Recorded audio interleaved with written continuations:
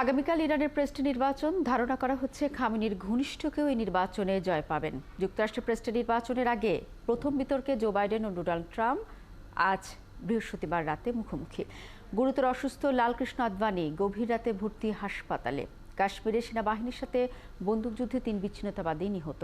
এদিকে বাংলাদেশিদের নিয়ে অযাচিত মন্তব্য করলেন লেবার পার্টির প্রধান স্টারমার। জানাবো সেই খবরও। বিশ্বের নানা প্রান্তে এমন নানা রকম সব খবর নিয়ে বিশ্বযুগের আজকের আয়োজনে স্বাগত জানাচ্ছি আমি শারমিন শ্রাবণী। হেলিকপ্টার বিধ্বস্ত হয়ে প্রেসিডেন্ট ইব্রাহিম রাইসির মৃত্যুর পর আগামীকাল শুক্রবার অনেকটা নিয়ন্ত্রিত নির্বাচনের নতুন প্রেসিডেন্ট নির্বাচন করতে যাচ্ছেন ইরানের জনগণ। ধারণা করা হচ্ছে ইরানের সর্বোচ্চ ধর্মীয় নেতা আয়াতুল্লাহ আলী খামেনির ঘনিষ্ঠ কেউ এই নির্বাচনে জয় পাবেন। আরও জানাচ্ছেন নীলফা জাহান তিথি। ইরানের এবারের প্রেসিডেন্ট নির্বাচন এমন এক সময় অনুষ্ঠিত হচ্ছে যখন ইসরায়েল হামাস দ্বন্দ্বের কারণে আঞ্চলিক উত্তেজনা চলছে। এছাড়া ইরানের দ্রুত অগ্রসরমান পারমাণবিক কর্মসূচি বন্ধে পশ্চিমা চাপ বেড়ে যাওয়ার পাশাপাশি রাজনৈতিক, সামাজিক ও অর্থনৈতিক সংকটের কারণে দেশটির ভেতরে অসন্তোষ বাড়ছে। তবে কট্টর পশ্চিমা বিরোধী খামেনির উত্তরসূরি বাছাই নিয়ে ইরানের ধর্মীয় নেতাদের মধ্যে উদ্বেগ বেশি। এবারের প্রেসিডেন্ট নির্বাচনে ৬ জন প্রার্থী অংশ নিচ্ছেন। তাদের মধ্যে ৫ জনই রক্ষণশীল ও একজন মধ্যপন্থী। দেশটিতে নির্বাচন সংক্রান্ত বিষয়ে দেখভালের দায়িত্বে থাকা খামেনি ঘনিষ্ঠ গার্ডিয়ান কাউন্সিল তাদের অনুমোদন দিয়েছে। এরা হলেন পার্লামেন্টের স্পিকার মোহাম্মদ বাঘের গালিবাফ, পরমাণু কর্মসূচি বিষয়ক সাবেক মধ্যস্থতাকারী সাইদ জালিলি, সাবেক স্বরাষ্ট্রমন্ত্রী মোস্তফা পৌর মোহাম্মদী, তেহরানের মেয়র আলী রেজা জাকানি, বর্তমান ভাইস প্রেসিডেন্ট আমির হুসেইন গাজিজাদেহ হাশেমি ও পার্লামেন্ট সদস্য মাসুদ পেজেশকিয়ান।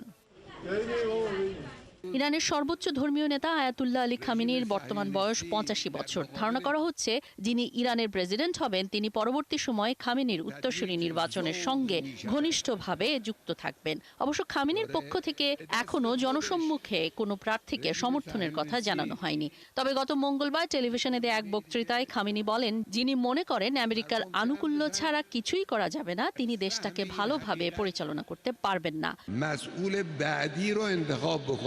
দেশটির রাষ্ট্রীয় গণমাধ্যমে বলা হয়, খামেনির উপদেষ্টা ও দেশটির রেভলিউশনারি গার্ডসের সাবেক প্রধান ইয়াহিয়া রহিম সাফাভি ভোটারদের এমন একজন প্রেসিডেন্ট নির্বাচন করতে আহ্বান জানিয়েছেন যার দৃষ্টিভঙ্গি খামেনির সঙ্গে সাংঘর্ষিক হবে না। আন্তর্জাতিক অঙ্গনে ইরানের প্রেসিডেন্টের ভূমিকা বড় করে দেখা হলেও দেশের প্রকৃত ক্ষমতা থাকে সর্বোচ্চ ধর্মীয় নেতার হাতে। পররাষ্ট্র বা পারমাণবিক নীতি ও সরকারের বিভিন্ন শাখার নিয়ন্ত্রণ, সামরিক, গণমাধ্যম ও বিভিন্ন আর্থিক সম্পদের বিষয়ে তিনি চূড়ান্ত সিদ্ধান্ত দেন। নীলুফা জাহান তিথি, ৭১। দর্শক, এ বিষয়ে আরো জানাতে আমাদের সাথে ইরান থেকে যুক্ত হচ্ছেন রেডিও তেহরানের সিনিয়র সাংবাদিক গাজী আব্দুর রশিদ। আপনাকে স্বাগত জানাচ্ছি। আমরা প্রতিবেদনটি দেখছিলাম এবং বলা হচ্ছে যে খামেনির ঘনিষ্ঠকে হতে যাচ্ছেন রাইসির উত্তরসূরি। সাধারণ মানুষ ও গণমাধ্যমের পূর্বাভাস কি বলছে? ধন্যবাদ আপনাকে ৭১ সংযোগে আমাকে যুক্ত করার জন্য এবং বিশ্বব্যাপী ৭১ সংযোগের দর্শকদের স্বাগত। ইরানের ১৪তম প্রেসিডেন্ট নির্বাচন আগামীকাল ১৮ জুন সকাল ৮টা থেকে ভোট শুরু হবার কথা আছে। প্রার্থী ৬ জন, যে কথা আমরা প্রতিবেদনের মধ্যে দেখলাম। রক্ষণশীলপন্থী এবং বর্তমান ভাইস প্রেসিডেন্ট আমির হোসেন গাজিজাদেহ হাশেমি, তিনি কিন্তু তার প্রার্থী যেটাকে বলা হয় সমর্থন জানিয়েছেন অন্য ৩ জন রক্ষণশীল প্রার্থীর পক্ষে, মোহাম্মদ বাকের গালিবাফ, সাইদ জালিলি এবং আলী রেজা জাকানির সমর্থন। তিনি নির্বাচনের দৌড় থেকে কিন্তু প্রত্যাহার করে নিয়েছেন। তবে এখনই বলার সময় হয়নি, আজ সন্ধ্যে অবধি কিন্তু সময় আছে। আরো প্রার্থীরা, বিশেষ করে রক্ষণশীলদের মধ্যে হয়তো তাদের সমর্থন জানাবেন অন্য কাউকে। ৩টি নাম কিন্তু আসছে বেশিরভাগ মিডিয়াগুলোতে এবং সাধারণ মানুষের মুখে মুখে বা পোল জরিপ বা বিভিন্ন রকমের জরিপ। সেগুলো হচ্ছে ৩টি নাম। প্রথমত সংস্কারপন্থীদের যিনি একমাত্র প্রতিনিধিত্ব করছেন পেজেশকিয়ান, এবং তিনি এক সময়ের সাবেক স্বাস্থ্যমন্ত্রী ছিলেন, ডক্টর পেজেশকিয়ান। বাকি ২ জনের মধ্যে ২ জনই রক্ষণশীল, সাইদ জালিলি এবং মোহাম্মদ বাকের গালিবাফ, তিনি বর্তমান স্পিকার। এই তিনজনের অর্থাৎ নামই গাজী আব্দুর রশিদ, আপনার কথার সূত্র যেটি বলছে যে গণমাধ্যম বা বিভিন্ন জায়গায় যে তিনজনকে এগিয়ে রাখা হয়েছে, সাইদ জালিলি এবং বাকের কালিবাফ এবং আপনি মাসুদ পেজেশকিয়ানের কথা বলছিলেন, ছোট্ট করে একটু জানতে চাই যে নতুন প্রেসিডেন্টের পররাষ্ট্রনীতি ও ভূ রাজনীতি কৌশল কি হতে পারে? যদিও আমরা জানি যে ইরানি ব্যক্তির বদল হলেও তো নিয়মের তেমন বদল হয় না, আপাত দৃষ্টিতে কি মনে হচ্ছে?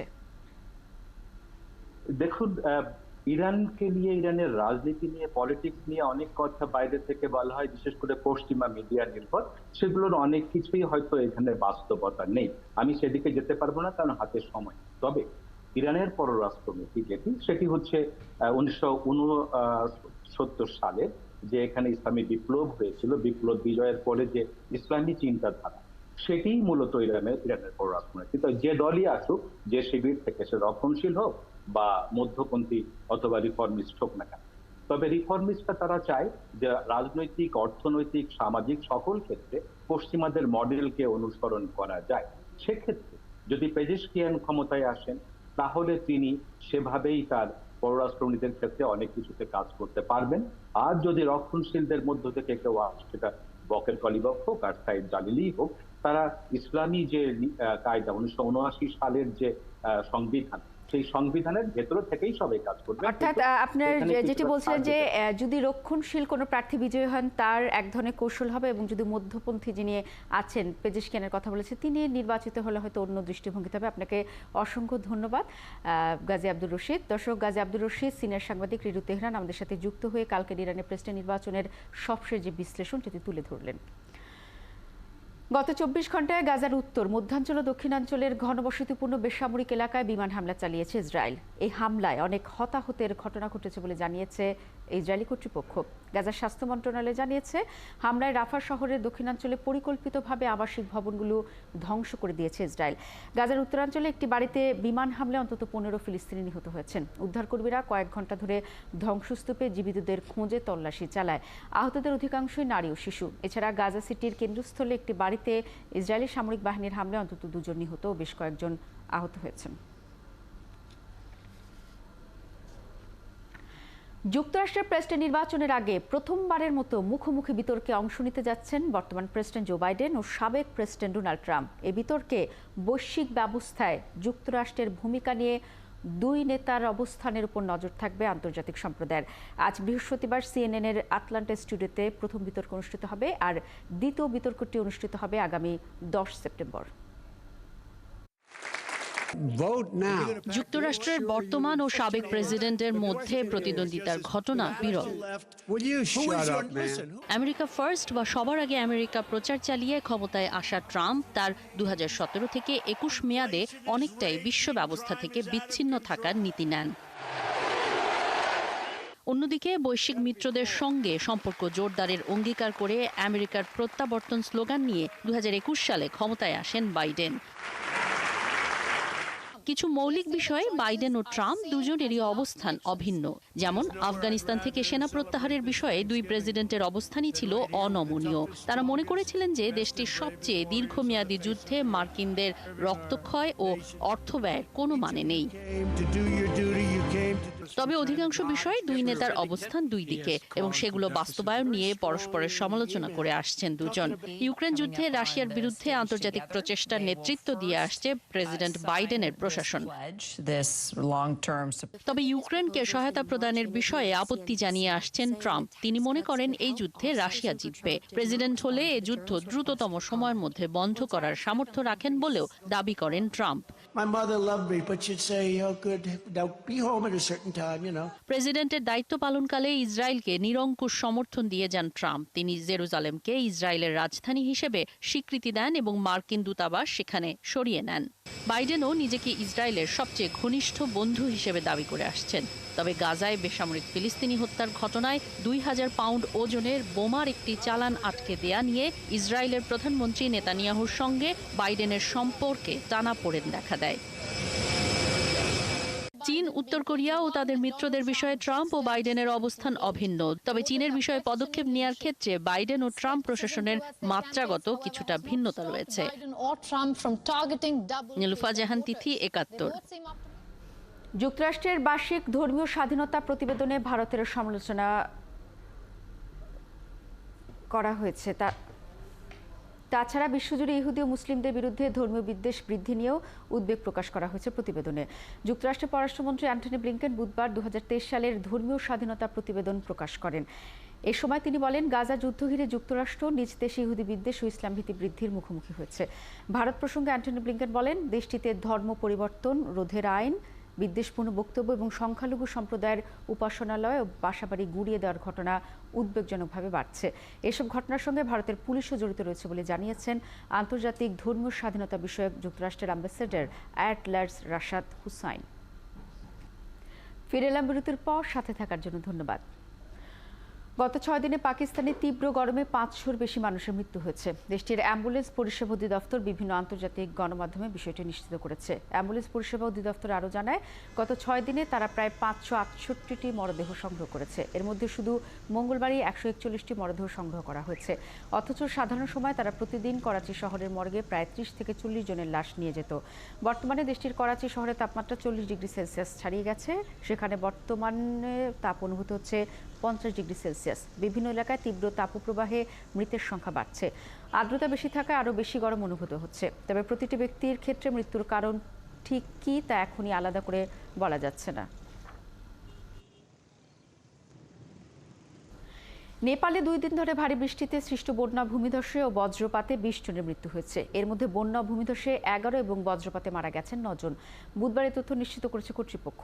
এদিন জেলা প্রশাসক বুদ্ধ বাহাদুর গুরুং বলেছেন, কাঠমান্ডু থেকে প্রায় 125 কিলোমিটার পশ্চিমে লামজুং জেলায় ভূমিধসে 3টি বাড়ি ভেসে গেছে। এতে 2 শিশুসহ 4 জনের মৃত্যু হয়েছে। নেপালের রাজধানী মোরাং জেলায় বন্যায় মারা গেছে আরও 4 জন। পশ্চিমে কাস্কি ও পূর্ব নেপালের ওখালদুঙ্গায় ভূমিধসে আরও 3 জনের মৃত্যু হয়। এছাড়া বিভিন্ন স্থানে বজ্রপাতে মারা গেছেন আরও 11 জন।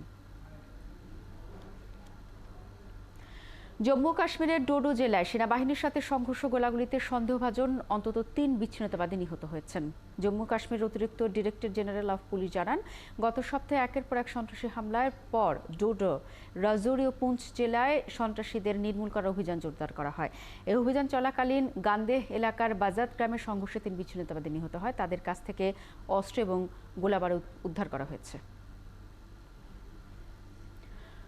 ভারতীয় জনতা পার্টি বিজেপির প্রবীণ ও বর্ষীয়ান নেতা লালকৃষ্ণ আদবানি গুরুতর অসুস্থ। রাতেই তাকে ভারতের রাজধানী নয়াদিল্লির All India Institute of Medical Science AIIMS এ ভর্তি করা হয়েছে। বর্তমানে চিকিৎসকদের পর্যবেক্ষণে রয়েছেন তিনি। চিকিৎসকদের মতে বিজেপির প্রবীণ এই নেতা স্থিতিশীল এবং পর্যবেক্ষণে রয়েছেন। যদিও হাসপাতালটি তার অবস্থা সম্পর্কে আর বিস্তারিত কোনো তথ্য জানায়নি। বিষয়টি সম্পর্কে জানেন এমন ব্যক্তিদের মতে বুধবার গভীর রাতে 96 বছর বয়সী নেতাকে হাসপাতালে ভর্তি করা হয়। জানা গেছে, হাসপাতালের জেরিয়াট্রিক বিভাগের বিশেষজ্ঞদের অধীনে তার চিকিৎসা চলছে।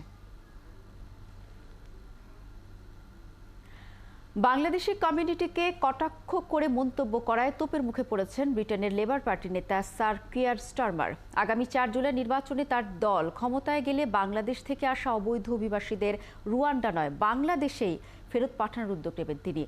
লেবার লিডারের এমন মন্তব্যকে বর্ণবাদী বলে আখ্যা দিয়েছেন জর্জ গ্যালাওয়ে সহ বাংলাদেশি বংশোদ্ভূত একাধিক ব্রিটিশ এমপি। আরও জানাচ্ছেন তানভীর আহমেদ। ব্রিটিশ গণমাধ্যম দ্য ডেইলি সানের ইলেকশন শোডাউন অনুষ্ঠানে labour leader sir Keir Starmer বলেছেন, প্রধানমন্ত্রী হলে বাংলাদেশিদের মতো অবৈধ অভিবাসীদের রুয়ান্ডা নয়, বরং তাদের নিজ দেশে ফেরত পাঠানো হবে। বাংলাদেশি কমিউনিটিকে নিয়ে লেবার লিডারের এমন মন্তব্যকে বর্ণবাদী আখ্যা দিয়েছেন British MP George Galloway. When I saw the video of Keir Starmer today attacking the Bangladeshi community, not once but twice. The Bengalis are the hardest working people in Britain, working till 2 o'clock. নিজ দলের নেতার এমন বেফাঁস মন্তব্যে প্রতিক্রিয়া জানিয়েছেন বাংলাদেশি বংশোদ্ভূত Labour MP Roshanara Ali ও Afsana Begum. I will never ever stand by and let migrant communities be scapegoated. It's totally unacceptable for politicians, for any party to use dog whistle racism against Bangladeshis or any other migrant community. Sir Keir স্টারমারের মন্তব্যের জেরে labour party থেকে পদত্যাগ করেছেন পূর্ব লন্ডনের Labour গ্রুপের deputy leader councillor Sabina Akhtar. এদিকে সামাজিক যোগাযোগ মাধ্যমে ছড়িয়ে পড়া লেবার লিডার কিয়ার স্টারমারের ওই বক্তব্যকে ভিডিও সম্পাদনা করে ভুল তথ্য বাংলাদেশি ভোটারদের কাছে ছড়িয়ে দেওয়া হচ্ছে বলে বিবৃতি প্রকাশ করেছে labour party. Tanvir Ahmed, 71, London.